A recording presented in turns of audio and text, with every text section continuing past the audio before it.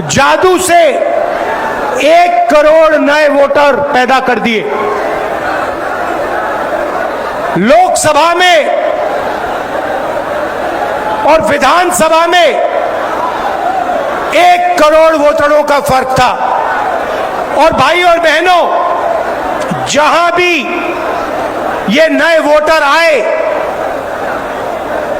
वहां पर बीजेपी का गठबंधन जीता। हमारा 1 वोट कम नहीं हुआ। हमारे गठबंधन को जितने वोट लोकसभा में मिले उतने ही वोट हमें विधानसभा में मिले। बीजेपी को सारे के सारे नए वोटरों के वोट मिले और वो चुनाव जीते।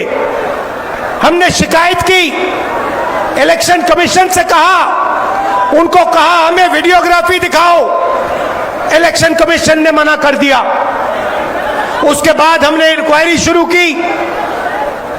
कर्नाटक में 1 लोकसभा 1 विधानसभा में हमने इंक्वायरी शुरू की, सारे के सारे रिकॉर्ड निकाले और एक रिकॉर्ड को दूसरे रिकॉर्ड से कंपेयर किया। भाई और बहनों, पता लगा कि एक विधानसभा में 1 लाख से ज्यादा वोट चोरी हुए और इन वोटों के कारण लोकसभा की सीट कर्नाटक में बीजेपी जीती। हमने ये प्रेस कॉन्फ्रेंस में कहा, इलेक्शन कमीशन ने मुझसे एफिडेविट मांगा और किसी से एफिडेविट नहीं मांगा। कुछ दिन पहले बीजेपी के लोग प्रेस कॉन्फ्रेंस करते हैं, उनसे कोई एफिडेविट नहीं मांगा, मुझसे एफिडेविट मांगा। कहते हैं कि आप एफिडेविट दो कि आपने जो हमें कहा, आपने जो डेटा रखा है वो सही है। उन्हीं का डेटा है, उन्हीं के आंकड़े हैं, मुझसे एफिडेविट मांग रहे हैं। हमने उनसे सीसीटीवी जो वीडियोग्राफी है वो मांगी, मना कर दी।